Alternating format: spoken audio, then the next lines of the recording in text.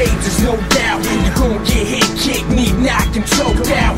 Undisputed, pound for pound king. I swing for the bench, knock you out the whole ring. Hot off the press, yes, who wanna test the technique of a master who throw up on the chest. I guess the next worthy competitor so far below me, I can't see him or smell him, etc. Hi, welcome to the Rear Naked Choke Show. Today is Tuesday, February 23rd. I'm Tep, your host. Thanks for joining us. On this week's show, we're proud to bring you Pete Spratt, UFC fighter, member of the Ultimate Fighter Season 4, so stay tuned for that. We'll also be announcing the winner of the main event fantasy, Nog versus Velasquez, so stay tuned for that as well. But let's get started by saying hello to Nikki, our co-host, 3 weeks in a row. Welcome, Nikki. Thank you. All right, so let me ask you, can we get you to do the show every week? Well, so far it's been good, but I do have a busy schedule, so if by chance I can't make it one week, maybe I can get one of my friends.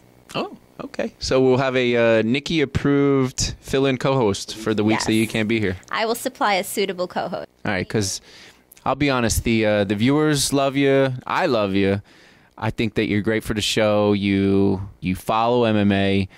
You've been on the forums. And I believe you even watched UFC 110 this past Saturday. Is that right? Yes, I did. And yes, I am really on the forum. You're not fake? I'm 98% real, yes. 98%. All right. So, news and fight rumors. What you got for us this week? We're going to get started with UFC 110. Fight of the night went to Joe Stevenson and George Sotiropoulos.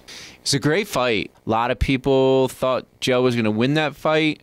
And Sotiropoulos put on a really, really good display. So look for him. Even Dana made a comment. You know, he could be a real contender in the lightweight division. What else? Knockout of the night went to Cain Velasquez. No surprise there. Like I said, amazing, amazing display. You know, Nog not easily knocked out, and Cain knocked him out. So it's a really, really good win for Cain. What else you got? Submission of the night went to Chris Lytle. You know, it was a good fight. Foster was a guy to watch, an up-and-comer. You know, Lytle's a veteran, and I was surprised he caught him in a submission. I didn't pick that for fantasy, but I'm not completely surprised because, like I said, Lytle's been doing this a long time. He knows his submissions. He knows how to knock somebody out, and, you know, he deserved it. So, good job, Lytle. What else you got? Silva and Akiyama could be in the future. But isn't that Sexy Yama from the forums? That's the nickname he's been given. That's correct. Yeah. And that's actually a really good fight. If they sign it, a lot of people are going to tune in for that one. You know, I don't see that one going to the ground. So that's a really, really interesting fight. So I hope they sign it. What else you got? Velasquez ready for title shot, and Dana agrees? You know, like I said, he got knockout of the night. It was a really good performance. I think it comes down to, and I think Dana even said, that if the Mir Carwin fight happens and it's a good fight and one of those guys comes out unscathed, they'll probably get the next title shot. But if it's a 3-round war and they do need some time to recoup, he's going to probably give Cain the shot at Brock for Brock's return bout coming off his illness. So either way, It's gonna be a good fight for Brock, so see what happens. We'd like to thank UFC, SureDog, MMA Weekly, MMA Mania, and MMAJunkie.com for providing the news that we reported today. We'll be right back with UFC fighter Pete Spratt. This fighter was a guest referee at a match where a double KO occurred during the first moments of the first round. Do you know who the fighter is? Stay tuned to find out the answer.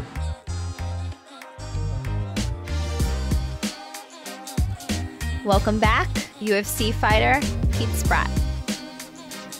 Hi, welcome back to the Rear Naked Choke Show. Tonight on the phone, joining us from Texas, is Pete Spratt, UFC fighter and member of the Ultimate Fighter Season 4. Pete, welcome to the show. Appreciate it. Thanks for having me on.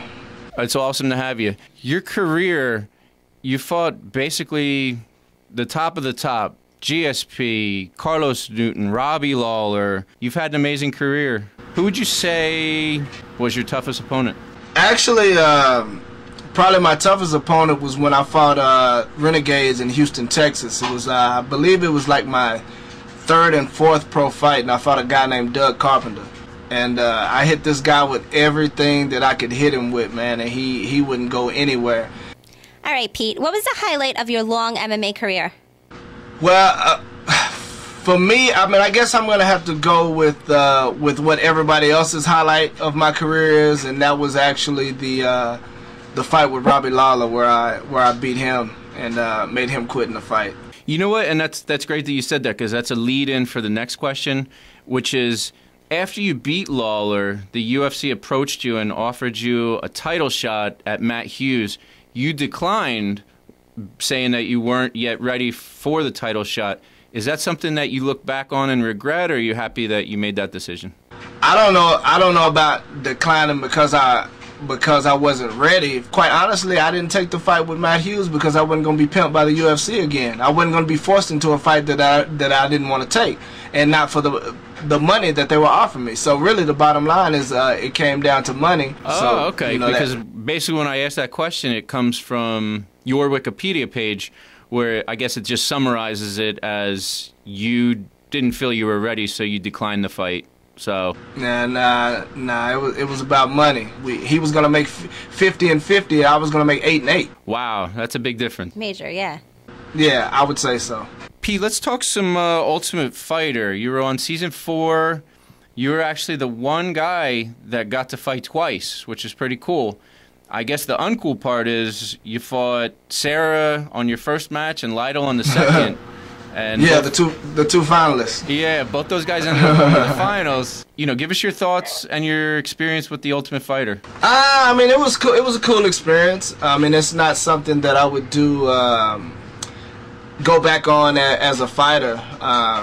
You know, being able to be amongst those guys and training with those guys was an invaluable experience, and you know, it's one of the greatest experiences that I can say that I've had, because it gives you the opportunity to see what it really takes to be a champion and be able to train like a champion when you don't have any outside influences, you know, like people tugging at you, and you know, just being able to focus on just fighting.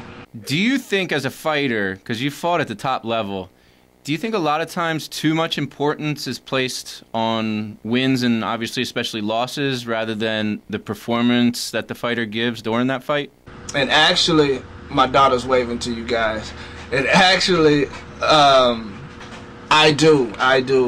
Specifically for me as a fighter, because you know, my motto is to finish or be finished. I'm not just gonna go into a fight and see if I can edge out a decision and circle the ring and just engage every now and then just to do enough to win. You know, if you catch me, you catch me. Yeah, that's part of the business. But as long as I provide that excitement and that atmosphere, you know, I'm happy with my performance, win or lose. All right, Pete. Well, we're going to finish out this interview. Number one, I am a fan. I'm a new fan. Well, I'm a fan of you now. Two, well, what's next for Pete? What's going to happen next? Actually, I am fighting May 7th, and I'm fighting for the Maximum Fighting Championships, and the fight will air live on HDNet on May 7th. So stay tuned. I'm sure they'll be announcing it here pretty soon. All right, and my last question, do you have any websites or social networks or anything that your fans can follow you on? All right, my website is www.therealpetespratt.com, and you can also search me on Facebook. Just search Pete Spratt. I have a fan page, and I also have my personal page on Facebook. MySpace, of course, and you can also Twitter me at I am Pete Spratt. Pete, we're going to stay in touch with you, and we appreciate you coming on the show. It was awesome. You've had a great career, and we wish you nothing but success. And can we get you back on in the future? Anytime, man. Anytime. All right. Hey, thanks again, Pete Spratt. Thanks. All right. Thanks.